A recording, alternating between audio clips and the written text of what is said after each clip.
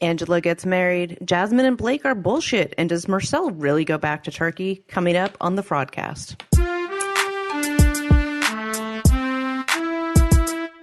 In the States or abroad, no one's safe from the talkers of fraud.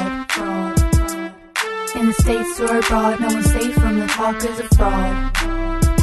The following goes beyond the show and beyond the gram to bring you all the fraud that's fit to be uncovered. This is the Fraudcast, and now, here are your fraudcasters, Hanakawa and Katrina. Oh my God, what a week we've had. It's been a fantastic week. What you talking about? There's been a lot going on. A lot happened this week on social media. A lot happened on the show this week. We've got all kinds of stuff to talk about today. It's going to be a packed show. So, like I said, so we had this really big week this week, and we'll talk about all of it. On the show this week, we had, as we know, this whole Anna and Marcel business about Marcel leaving, and then his visa got reissued or did it get reissued or whatever, but he's coming back, but he has to come back and get married within hours and stuff. Soon as this happened on the show, we do I need to say that this is a spoiler podcast? Do you think I still need to say that? I think it's episode 16. I think hopefully our audience knows that we're going to be talking about spoilerish stuff. Okay. We talk about real life stuff, you guys. If you don't want to hear the real life stuff about the show, turn back now. Go listen to Cray Cray or The Gays or Pink Shade. Listen to one of them. They won't spoil it for you. We're going to give you all the real stuff. So anyway, when this happened on the show last night, I immediately sent a message to our 1-800-DIAL-A-VISA officer, Agent C, who is our go-to on this. And I also got a million texts and messages from other people, like Kim from 90 Day Fiancé Cray Cray messaged me, and she's like, oh my God, I can't wait to hear what your visa officer has to say about this. And that's amazing. And I was like, I know, me too. And then he said he was going to get it to us, and then we got it up, and it was up, and I sent her message. I was like, it's up. She's like, oh my God, I know, I'm waiting. So this has been hotly contested, and this has been very highly anticipated. So without further ado, I introduce to you on the show tonight, Agent C. Hi, ladies. Hello.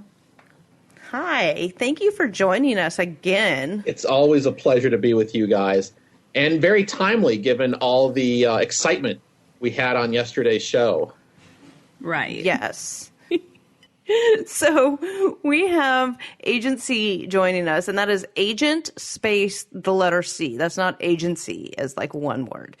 So we call him that because we have to protect his identity from, secret squirrel identity. Former visa officers have many enemies.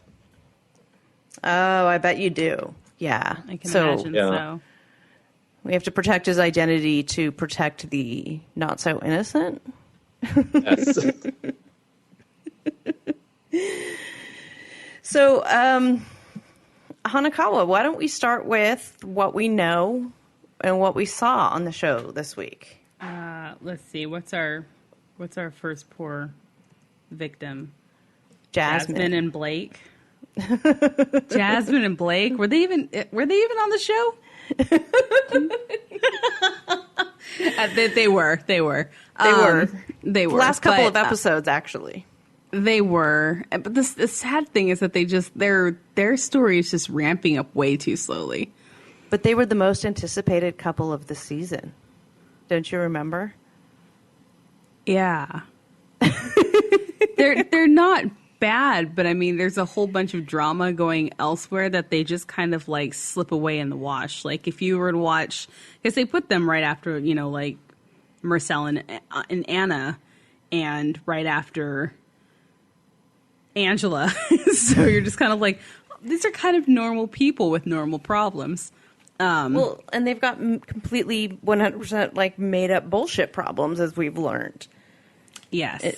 So like the whole Jasmine not liking him drink, partying, Right. So what we know is, well, okay, so what we saw, what did we see? We saw them argue, like last week and this week, we saw them argue about she didn't want to go to Blake's friend's pre-party, like the dinner, and then she didn't end up wanting to go to the actual party and making him go by himself, and she went to go visit her sister, and then this week they sort of argued about that more. And so, yeah, what we know, though, is that she actually gets along great with his friends. These same set of friends that have, talked to him in like the recording studio, and this friend Everett has come out on social media and said all of that is bullshit, and he and Jasmine get along great and are great friends.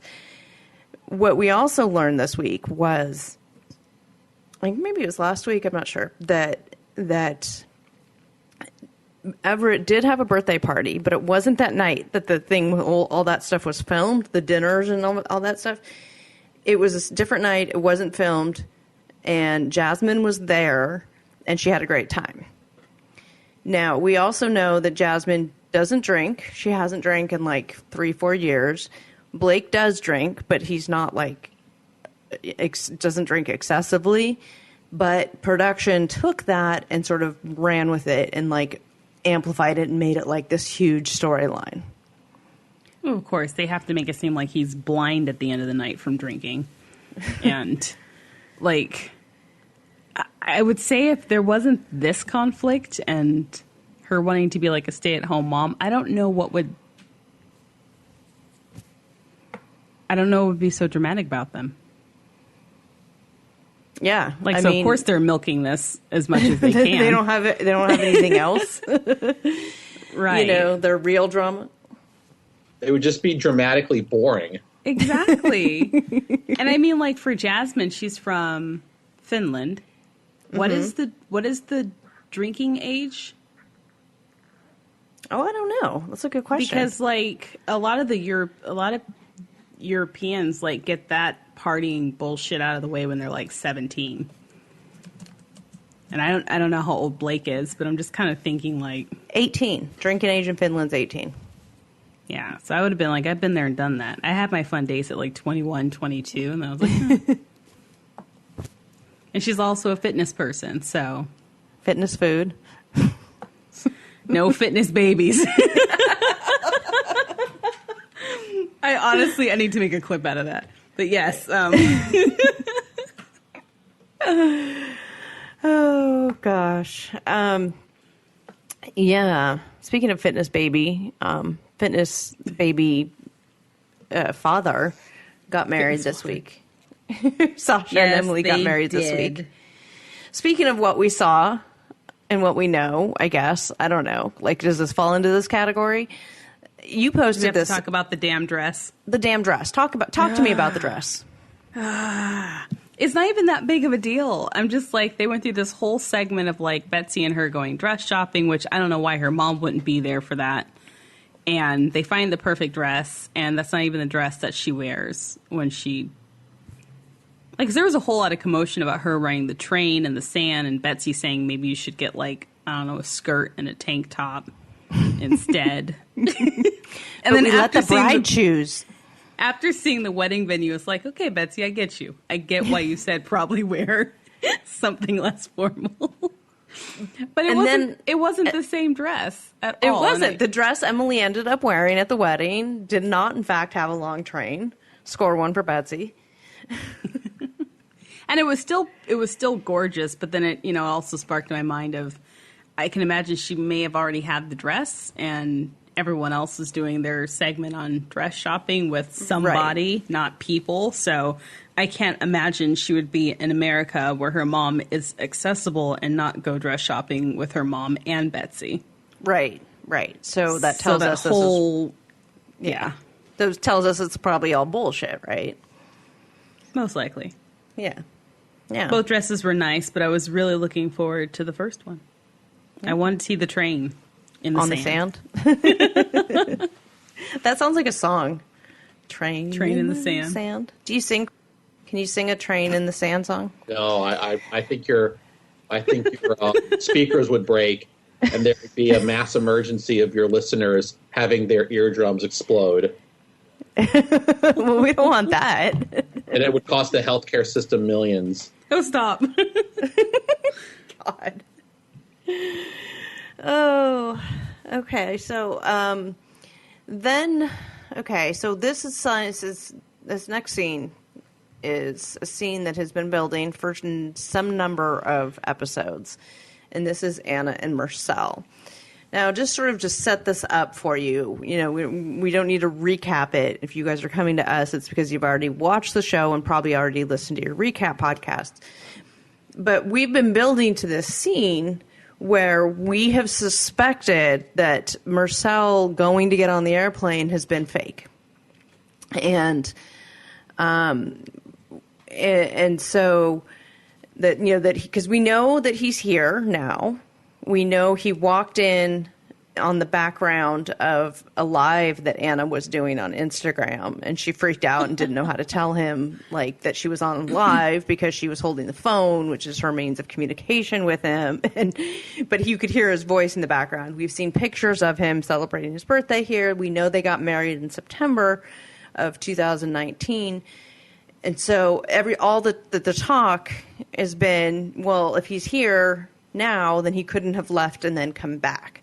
So we all suspected that he was just like going to come back and come running back into Anna's arms. What we see on the show, though, is this whole thing with him allegedly getting his visa reissued, something. I'm not going to try to butcher this for you. I'm going to turn it over to the expert, and we're going to dissect all of this. And we might even have a little episode of Katrina's Court on here. So stay tuned for that.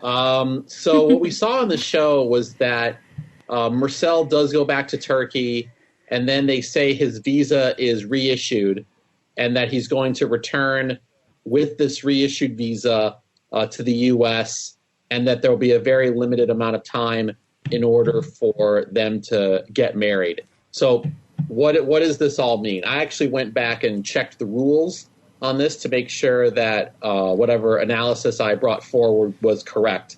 And so what happens, or what can happen, is if somebody returns from the U.S. overseas while still in the 90-day window on a K-1, that K-1 that they came in on is canceled. It's a single-use visa. They cannot use it again.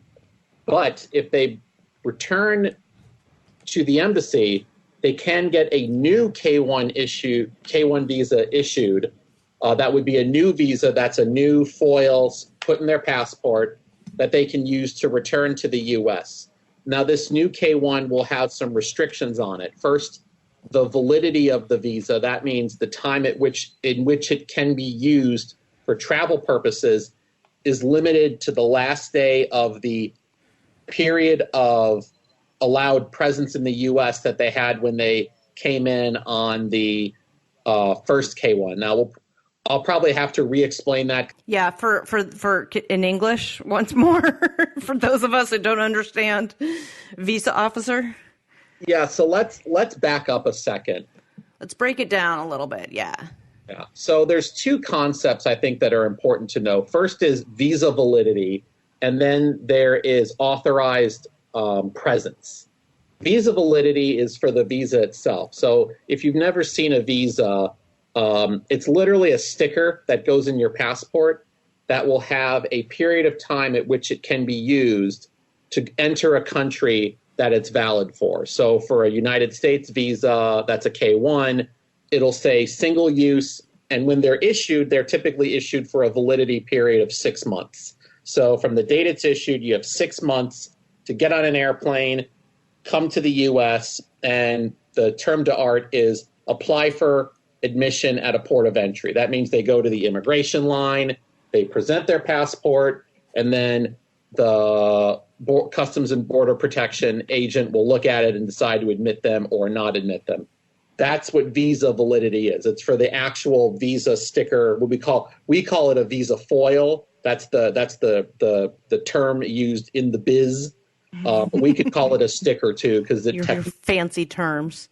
Yeah. Now, authorized presence is once they get to the border and they talk to the CBP officer, they will admit them to the United States for a certain period of time. That's the 90 days.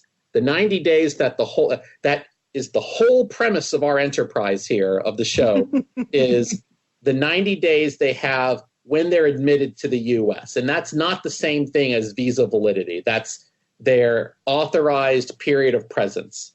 And that's the 90 days. So when they get a new K-1, the visa officers will look back at the date they were admitted to the United States. That date plus 90 is the date of validity for the new visa. So let's just pretend, and we can get into, I think, re-engineering Marcel's travel patterns maybe a little later. But let's pretend he had 2 weeks left when he went back. So if he goes back, he gets a new. If he went back, if he went debatable. Back, let's suppose he did. He goes back. He goes in to get a new K-1 issued. That K-1 will only last for 2 weeks because he has 2 weeks left on that original 90 days. So he only has within that short window to return to the U.S. And presumably, based on how the rules are written, Customs and Border Protection will also authorize him only to be in the U.S. for the remainder of that original 90-day period. Which would be the end of that 2 weeks then. Right. So just that 2 week period. If we take what TLC tells us, and again, we trust but verify, or more accurate, don't trust and definitely verify. Anna says, "Oh, we only have 6 hours to get married." It could be that he traveled on the very last day of his original 90 days, and he shows up, and at midnight that night, the bell's gonna tone, and he's gonna turn into a pumpkin. Okay, he's gonna magically poof back to Turkey. That's what the oldest son hopes. So okay, now there's a lot of, that kid is a savage, but I also have respect for him. I'm not going to lie. So, I mean, I have a lot of problems with Anna in the way that she has included her children in this whole process, but that's a whole subject for another podcast. Go ahead. Sort of Dr. Phil one day. Yeah, oh, no. For real. So there's a few other things in here that I think, at least from what I saw on the social media, there's been a lot of confusion about how this process worked, right? So the first question, and I think we've kind of answered it, but let's go back and make sure we're clear. Marcel's original K-1 was a single entry visa. That's obvious. We know they're only issued for a single use. That's how the program works. And when he got to the U.S., either it was canceled then or it was canceled when he got his new K-1 at the embassy. And a lot of people were saying, oh, well, it must be fraud because the K-1's a single entry. It is true, but the embassy can issue him a new one, as I just explained. So that's something and it's also going to be a single use. A lot of people were talking about how, he needed to have advanced parole. Wait, before we get into those concepts, let me ask a question so he can get a new visa. Okay, so you've explained that this is allowed by the rules, but practically, from a practical, administrative point, how long does it take to get that? What would he have to do? Let's say what TLC gave us is what really happened. So he gets on a plane, he flies back to Turkey. He talks to his parents, has this whole change of heart, which bullshit, but his parents have this change of heart and say, no, go marry the love of your life, blah, blah, blah, blah, go. So he decides, I want to marry her after all. What then does he need to do to get this new visa issued from a practical standpoint? Does he go to the embassy? Does he go online and check, I have an emergency? Because I know you're going to talk about this, but how long does that process take? Because the initial visa takes a long time before it's approved. So how does the second one just magically get approved in 2 hours? 2 hours. So he just has to get into the embassy and talk to somebody about his situation. Every embassy is a little bit different. It's possible that he called and made an appointment, and they gave him an appointment time, and he went in, explained the situation, and was interviewed and issued. It's possible he may also have just been a walk-in. He walked in, went up to a staff member, explained his situation, and was allowed to talk to a visa officer about getting the visa, getting a new visa issued. The issue, this is way too technical, I think, for this podcast, but I hesitate to call it a reissue because I don't think it has the same number. When I think of a reissue, I think, oh, we made a mistake on the visa. We spelled the person's name wrong, and so we have to reprint it. This is a new visa with a new number on it. Okay, that makes sense. But are they using then the same sort of file from the first one? Yeah, it's just, it has a different, it really is about how it's managed on the back end inside government computer systems. It has a different number attached to it. That's how Right. Okay, so that makes sense. Yeah. But maybe those procedures have changed, but that's how I recall it being. So is it up to then the visa officer, the consular officer that he's talking to, whether they decide the guy's sob story is sob enough for them to give him the new one and say, oh, here's your mulligan?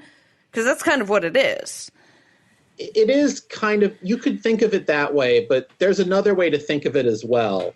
And the rules are written so the way the rules are written, there's not really a high bar for reissuance. He was issued before, right? He was found to be eligible to marry. The relationship was deemed valid. He had no ineligibilities, and he'd met all the requirements. So he was issuable. Now he's back. So why wouldn't you issue him again? He's still going over on the immigrant visa. And the rules are not written in such a way to say, oh, now we're going to really make you squirm this time. They have to check to make sure he's still legally eligible to marry, Anna's still legally eligible to marry, and that he doesn't have any ineligibilities that would preclude any visa issuance. But beyond that, there's really no extra hurdle he has to go over. And so why might this be? Well, the reason is because the K-1 program doesn't want to prevent people to be trapped in the U.S. for the 90-day period. And that provision is really there, in my view, because say someone goes over on a K-1 and, heaven forbid, their mother gets hit by a car, right? Are they really going to say, oh, you know what, son, you're here on a K-1, you can't go visit your injured mother in the hospital? You have to get married before you do. Yeah, you have to get married and get your green card and get all this stuff done before you can go visit your injured mother. The government's that makes sense. Yeah, the government's not going to do that. The government has a provision in place so that if during the 90 days there is a reason that you have to return home to take care of some business, and the government's not going to take an opinion on what that necessarily is, there's a mechanism in place for you to come back. And that's really what those provisions are for. It's not so that's why there's no real extra penalty or extra penalty is the wrong word. Extra hurdle. Scrutiny. Yeah. Mm-hmm. They'll ask him why'd you come back? Why are you going back now? Okay. What's different this time? Yeah, right. Unless he's like, I came back because I had to bring 50 pounds of cocaine to my drug dealer friend. Oh, because that often happens. Well, it's so often that they admit it, right? Right. But absent something ridiculous like that, it's provided that he still meets the requirements, you can go back. I think he went, if he did go back, his parents probably saw the drama that he brought and was like, please just go back. Or maybe they remembered why they wanted him to go to the U.S. in the first place. Exactly. They're like, on second thought, marry whoever the hell you want, Marcel. Well, we'll get into the merits of whether this is a legitimate story or not afterwards. But let's go back to what you were getting into, because there are so many other things that came out last night via social media, via, all of these questions and things, and you have answers to them, because of course you do, because you're like a magic, like, I don't know. You're a magic wizard who knows all. All right.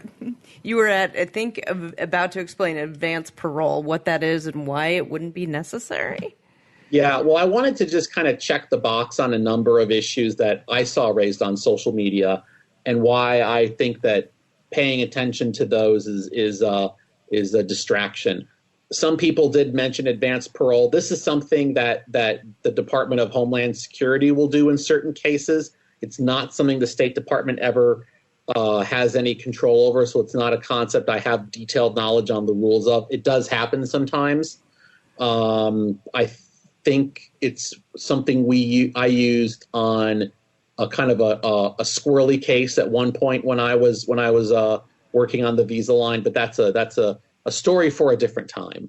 But it's not necessary in this case, because the embassy has the freedom to issue him a new K-1 visa and for him to go back with that. So applying for advanced parole was not a necessary thing in this situation. Can you explain briefly what advanced parole is for those of us that don't know that and was educated by her Instagram followers? Just like briefly. If my recollection of the concept serves, it's basically a pre-adjudication that will allow him to come back, maybe not having the required documents or having the required steps followed. That's my recollection of it, but I'm going to need to double check that before we take that to print. Okay. It might be. Okay. It sounds like you have followers who worked for CBP or USCIS who might know that a little bit better. So I'll double check on that, and we can make the necessary edits. But it's a concept of in advance of going to the country, you get like permission to like come and go one more time or something like that.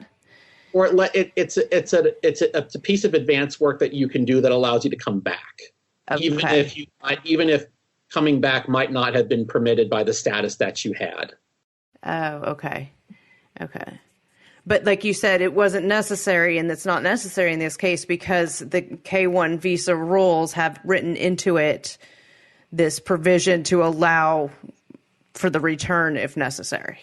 Right. And if we go back to the mom hit by a car example, you might not have time to apply for advanced parole if you learned your mom was just hit by a car. You got to get on that plane and go back. Right. So, again, that's why we have the additional K-1 visa,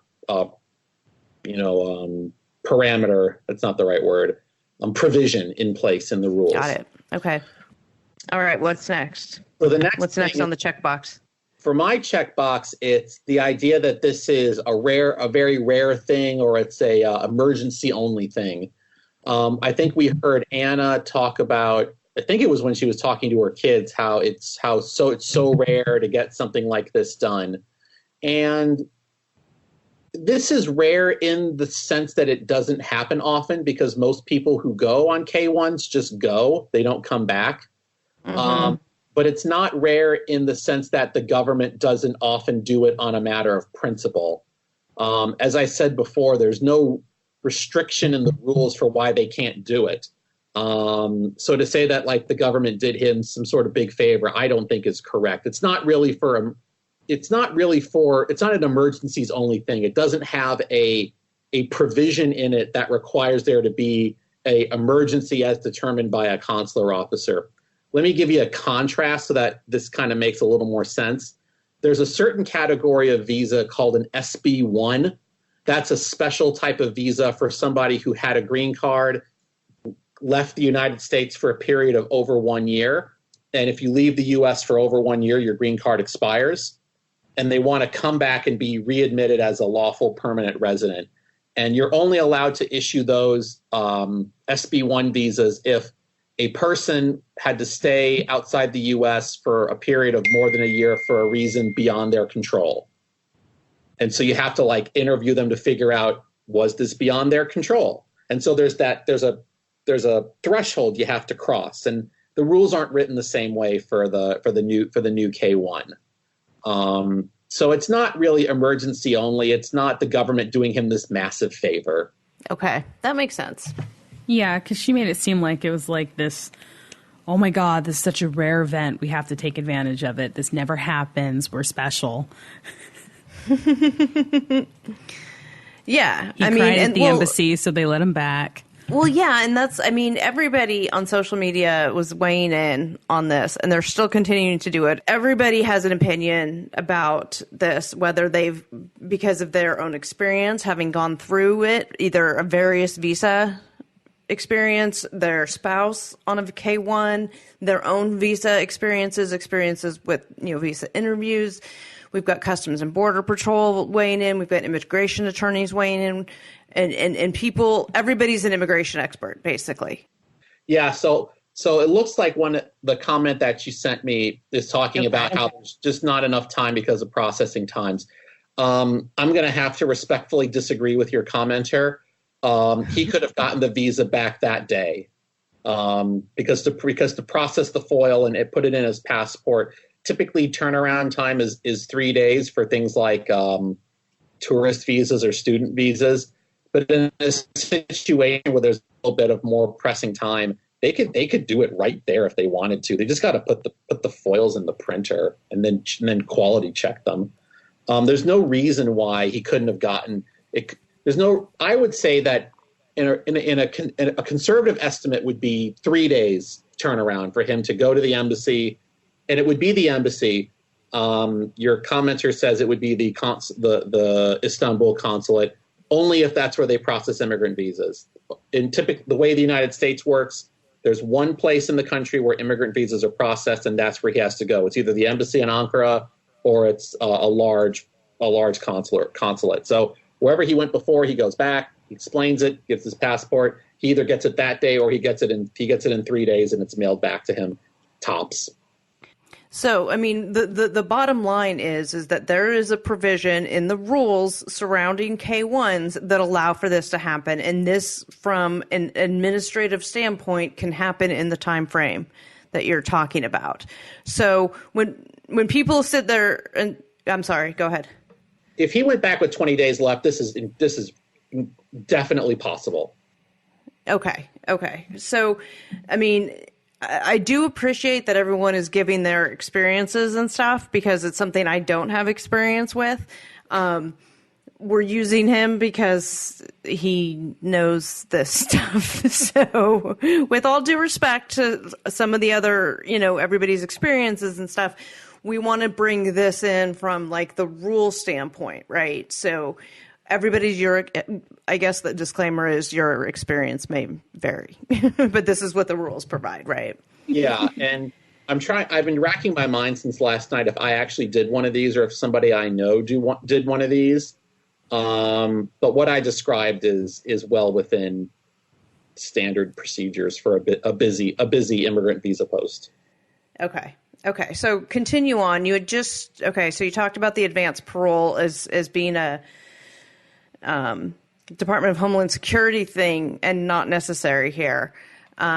Single entry visa, you said yes. Technically, that visa is a single entry visa, and he would be, for all intents and purposes, actually issued a new visa with a new number in that, but essentially on the same paperwork that got him the first one. That was enough to qualify him before. Right. Where people get a little tripped up is that there's so much paperwork that goes into the initial application, the petition, the med forms, the affidavits, the checks for eligibility to marry, and all these other things, the criminal checks, and and even the government's own processing. That takes a long time, and most people who've gone through this have experienced that. But that doesn't come into play here. He's not getting a new packet out of this process. He's using all the same documents he had before. They're still valid. So he doesn't need to go through all that rigmarole to get all that stack of paper. This is just about him getting a new foil to go back. And I think the important thing to point out, too, is that the date isn't any longer than he would have originally been allowed. And I think that that's sort of key here, too. It's not like he's getting a new 6 months / 90 days dates. The original dates of the original visa still apply. Yeah, that's right. That's exactly right. He has as much time as he did before. Okay. So I think you had some other... Well, at least on this issue, those were the main things I wanted to hit on. Now, if intrepid social media miners can reconstruct his whereabouts over the period from when he left to when the show said he got back and prove that he was, somewhere he wasn't, we can debate that. But my point is this: from a rules perspective in the K1 program, this is fully within the realm of possible. TLC did not BS us. Okay. In terms of saying that there was some magic thing that happened that actually doesn't happen. So, yeah, what they portrayed is something that can legitimately happen. Whether that is what actually happened, I mean, that's a debate. There is we might as well talk about it here since we're here. There is a lot of people who are saying that they think this is all bullshit. And I'm probably one of them, except that now that you've explained how not just like this isn't just like some rare magical unicorn visa that he got, like that would have been super hard to get. Like it's actually, sounds fairly straightforward in this situation. It may legitimately be what happened with Marcel, and there's evidence to support. I think there's evidence to support that this is what happened. Somebody pointed out that the baggage tags on his luggage that he had when he was supposedly back in Turkey were the Ankara airport, I guess, or not Ankara, wherever he's from. The other airport, like that's a baggage tag that would have been put on en route to Turkey versus like the one he would have had on going to Nebraska. So like he would have had to have been going to Turkey to get this baggage tag placed on his thing. So these are the things that like we look at, right, to see if TLC is frauding us. So there's some credence that TLC may not be bullshitting us here, that he may have actually gone back to Turkey. And I know there's support for that online, but there's also support for people saying, oh, this is all bullshit. Maybe that will be different now that we know this information. I don't know. Thoughts? I hope it helps people properly contextualize what happened. I mean, the only way I think you're going to prove that it's fraud is if either you say he left and there's literally no way he could have traversed the planet Earth in the amount of time that they claim, which, let's say he left and there was 5 days left on the visa. That would strain credulity. 20 days, it's fine. Now, if someone can show a picture that he was in Nebraska 2 days before his visa interview or whatever, please bring that forward, and then we can call TLC out. But just based on what I've analyzed, I think it's possible. All right. It's good to know. And yeah, I mean, and you guys know, I'm the first one to call TLC fraud. That's like my default, right? Is that whatever they're showing us is fraudulent. And that was the case watching this last episode is that, oh, this had to have been bullshit. And even when you texted me and you gave me your position, I was like, really? No, it's a bullshit. But I don't have any evidence to support that it's bullshit. I mean, I could say, well, TLC could have frauded us by like the footage of him in Turkey could have been filmed, before he left the first time. It didn't necessarily, there's nothing to indicate that it had to have been this second time flying, like this time flying back. But there's nothing to prove that, right? That's just a theory. It's just a wild hair theory with no evidence to support it. So, I mean, the evidence that you've provided, the explanation, plus, what we have out there, I guess. I mean, I don't know. I guess maybe I believe TLC. Hanakawa? Yeah, I mean, we all kind of talked about how their scene was just too dramatic to fake. Right. It was just too bad. So I don't know. I'm in the same boat as you guys, unless there's some, timestamp or Walmart sightings of him, during the time he should have been in Turkey. Someone should put a hidden camera out by the bees.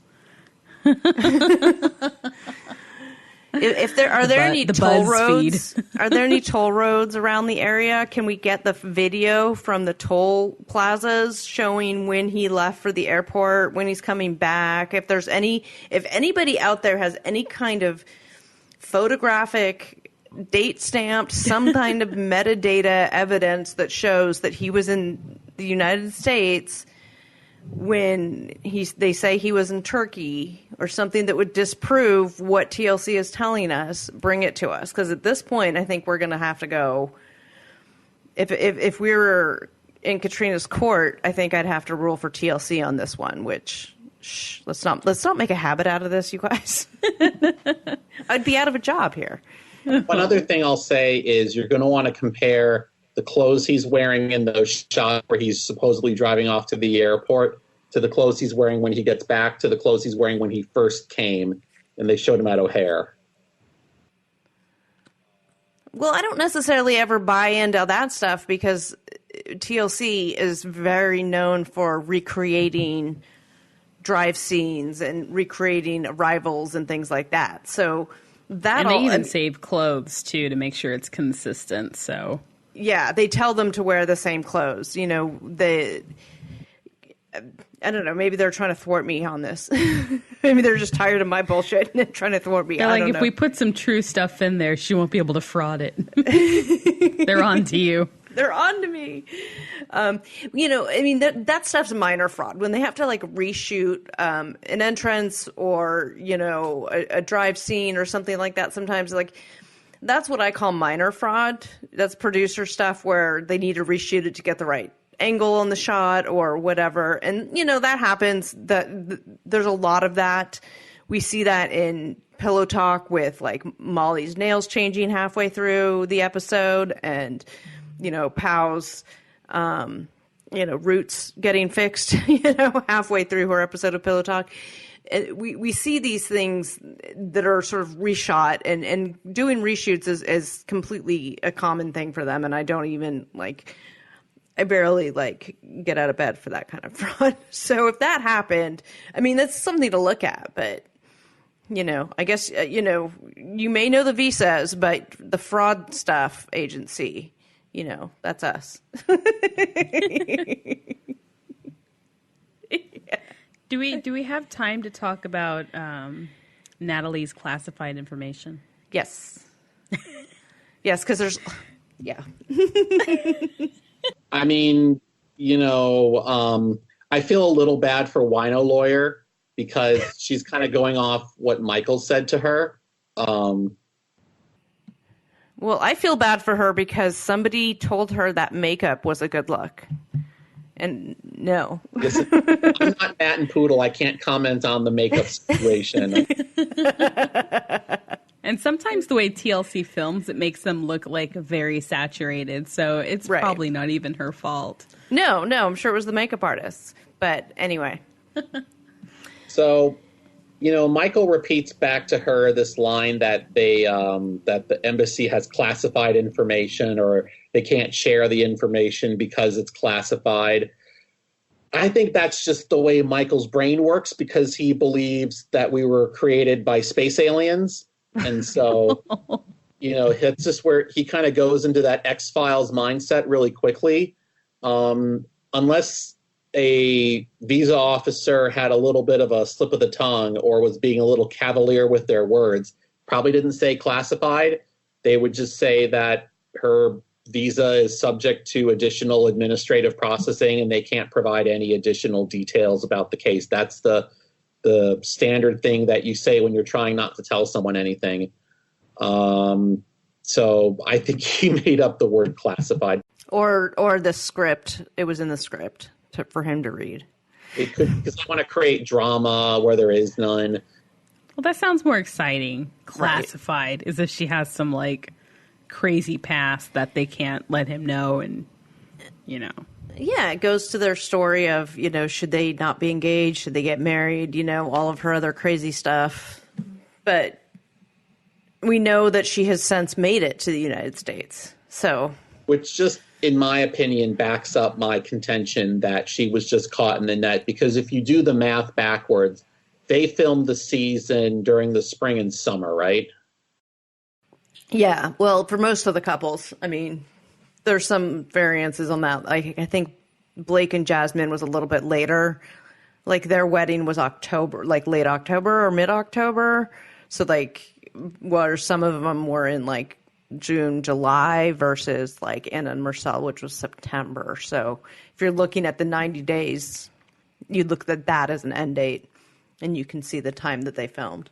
But if we look at his clothes and how he was dressed and how Squim looked, you know, it was probably the summer, which means that by now it would have been 3 to 6 months, which is about the amount of time for a standard extra check to go through. Like I said, she got caught in the net. I think that the attorney's assertion that if it's classified, it must be serious, she has no way of knowing that. And if you've dealt with embassies and consulates, especially in parts of the world where naming conventions are a little bit different than what we're used to. So China, the Middle East, patronymic countries like in Eastern Europe, stuff happens and you'd know that. So I think that her response was incorrect and may have been producer driven because they wanted it to sound more serious than it was. Truth is, it wasn't really that serious, and we know because she's here. Right. Right. We're not done with you yet, so don't get up and leave yet. We're going to move on to our social media roundup, you guys. We had so much happen on social media this week, and oh my God. Hanakawa. You want me to go for it? So, you broke the news.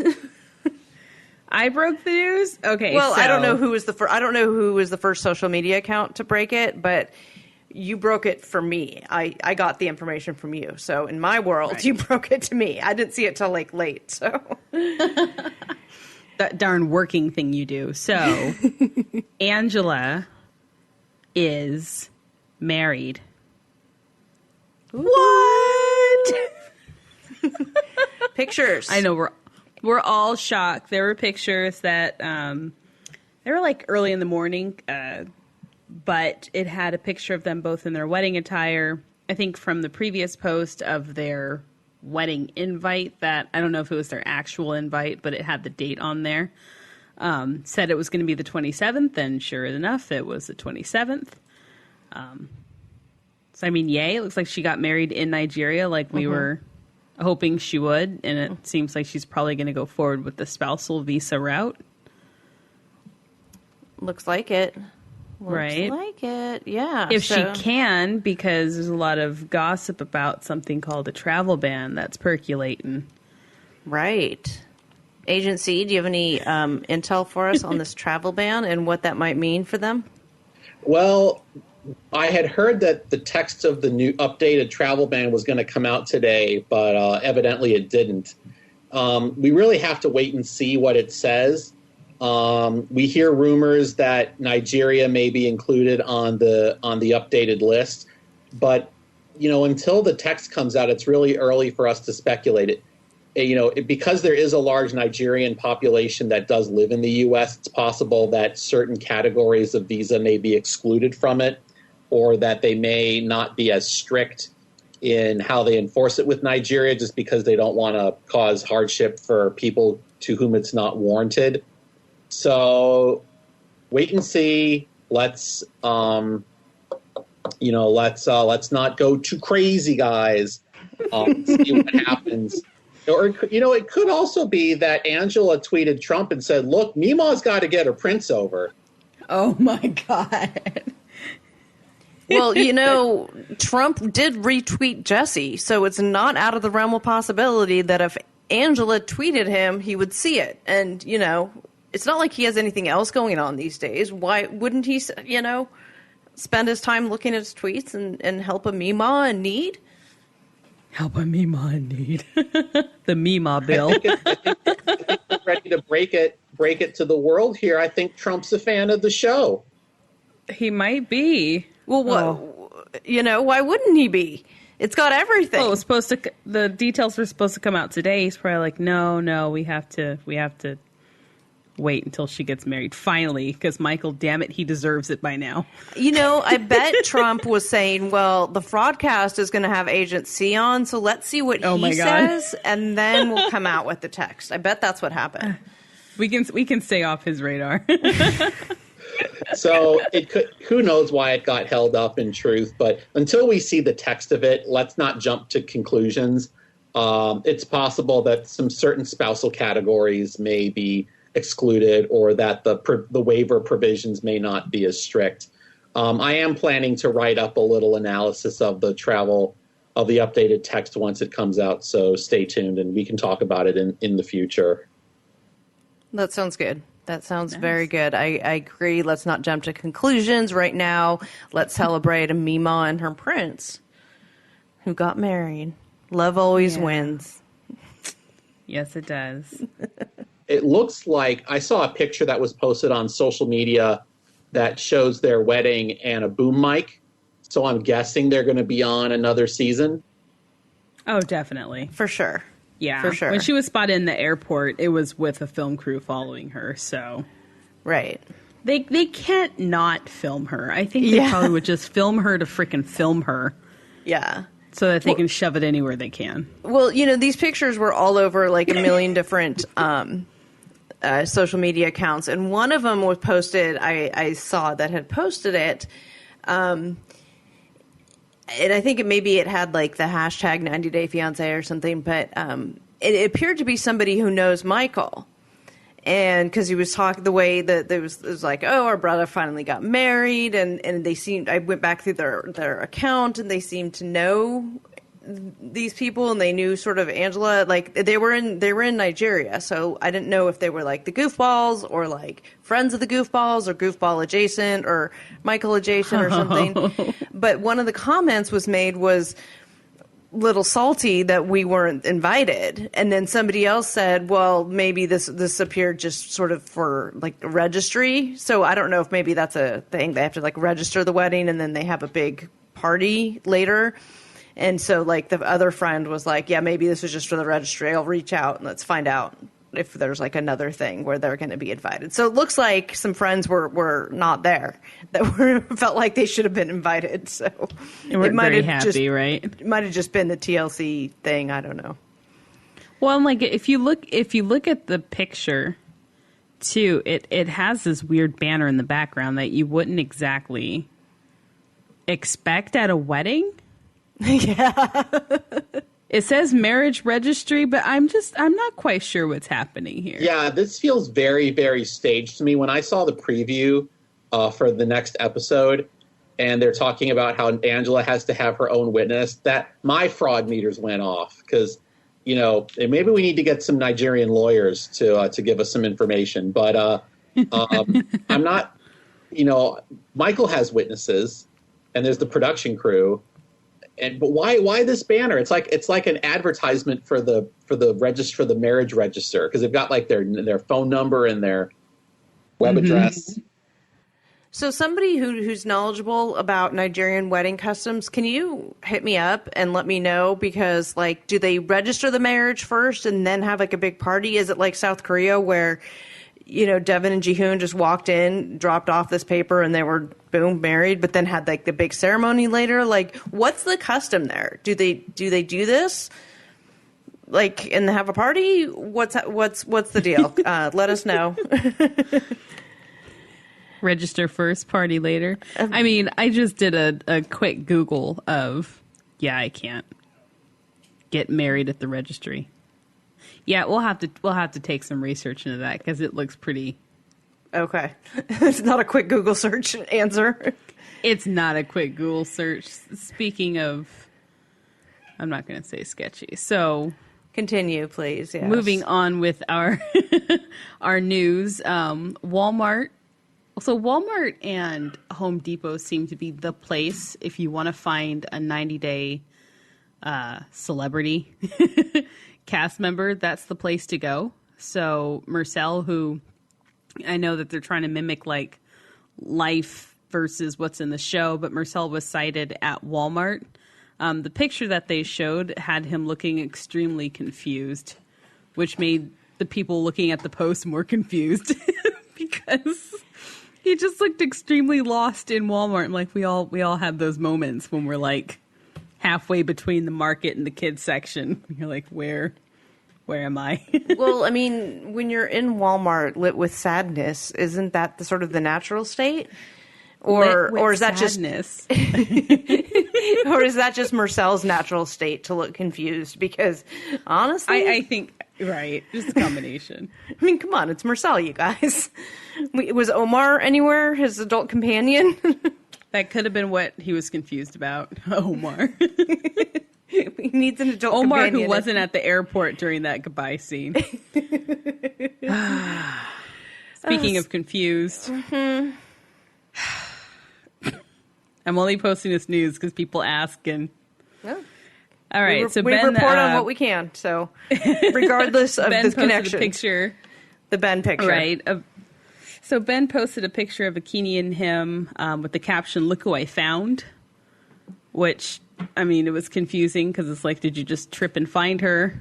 Everyone's like, where are you? What's going on? And he said, somebody said, why don't you ever post where you live? And he says, I'm in Phoenix, which led people like myself to believe that he was in Phoenix. And I started going, oh my God, he's in Phoenix. And then everybody corrected me. I stand corrected. Someone was saying it was a building in Kenya, which, to be honest, I looked at the picture and if I was giving it a quick glance, I'd go, sure, that's Phoenix. It looks like sky, clouds, and brown. People were like, this is absolutely Phoenix not times, the Phoenix. So. Yeah, they were like, it's not the Phoenix skyline. And I guess he tagged it as this particular building in Kenya, and it's from their last trip or this current trip. I don't know. We don't know. I don't know. I was confused. You guys corrected me. It's okay. It happens.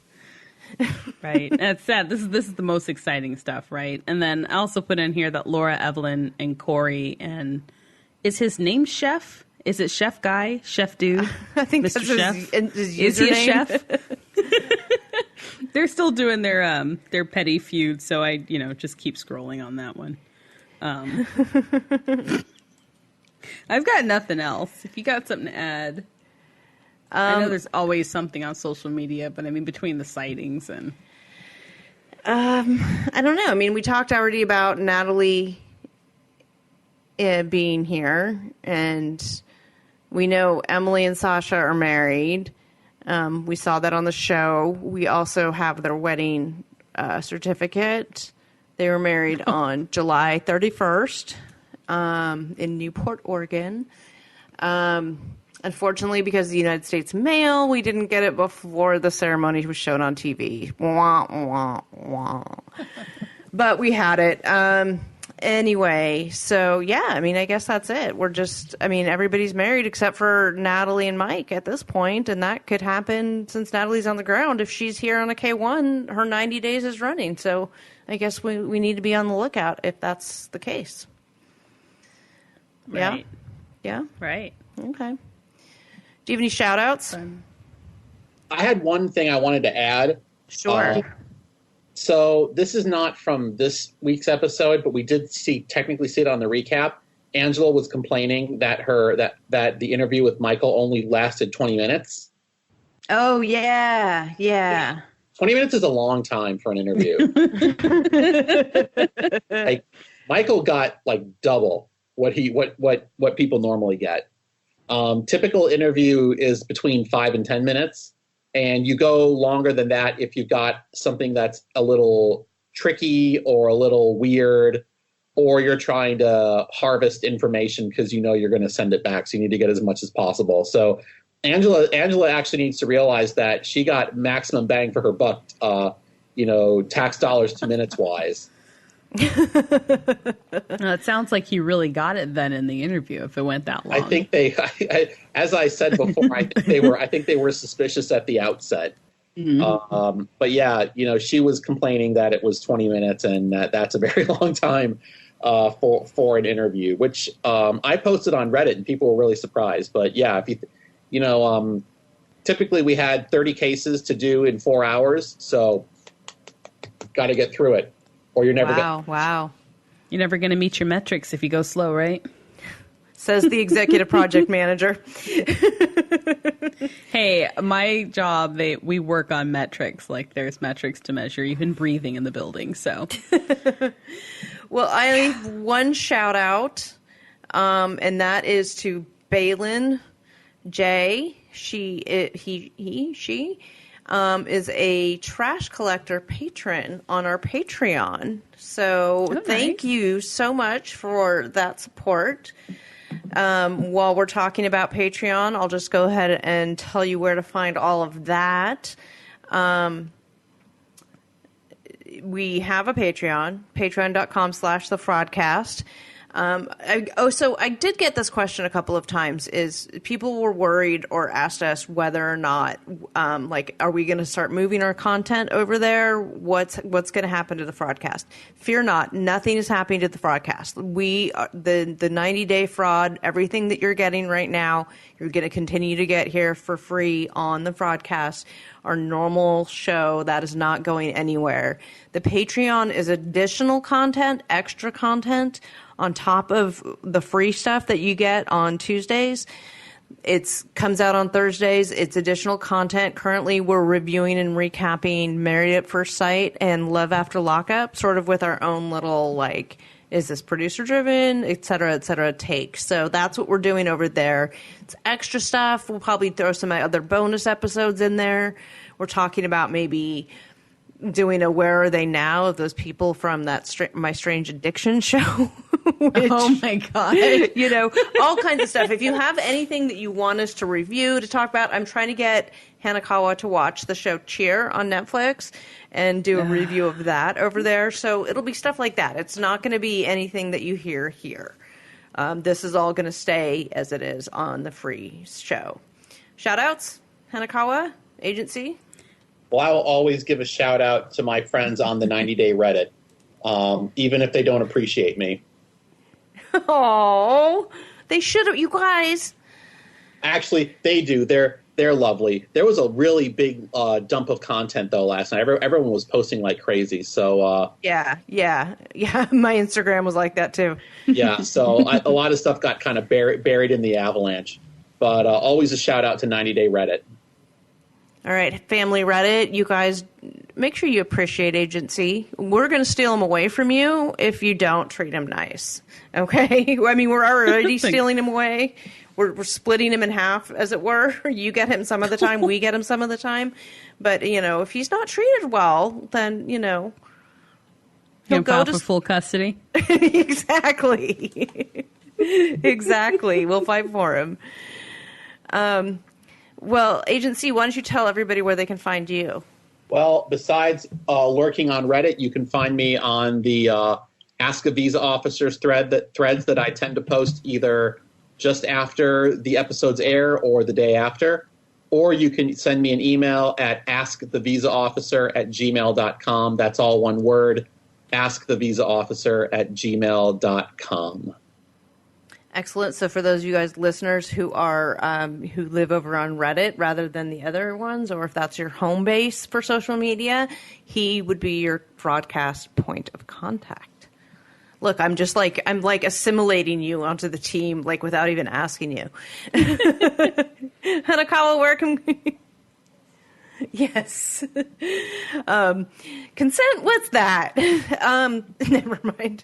Hanakawa, where can they find you? So that's another social media update, right? Right. I'm no longer cactus_fruit_juice. I am just the Hanakawa on Instagram, which people still will probably go, how do I spell that? But it's a lot easier than.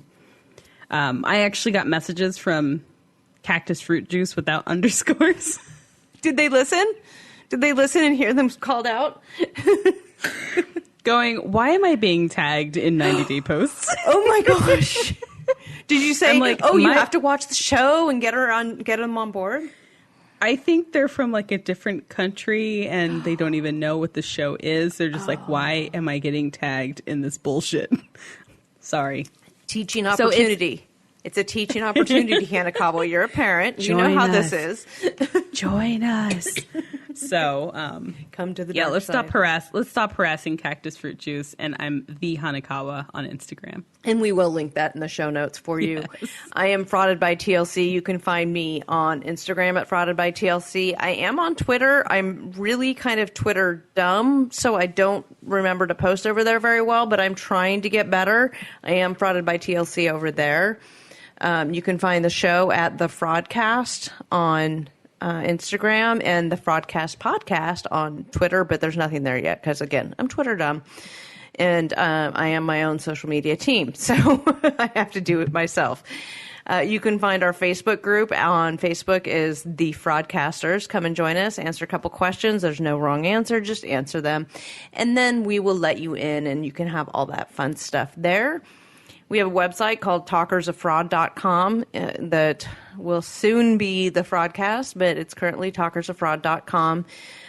We don't have really anything up there at the moment. Hopefully the new site, we're going to have lots of fun stuff on. I don't know what we're going to have. I'm not in charge of it. I'm not allowed to be in charge of it because I don't make good decisions when it comes to that stuff.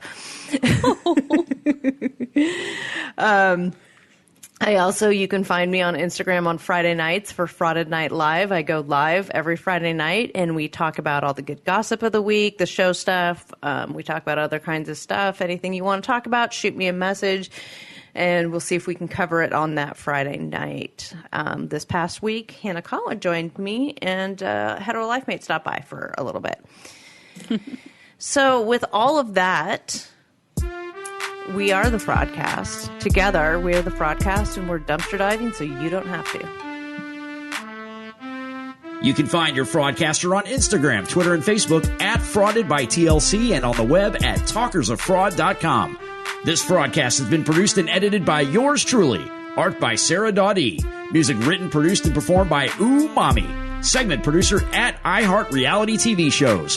Further assistance provided by many unnamed fraud consultants.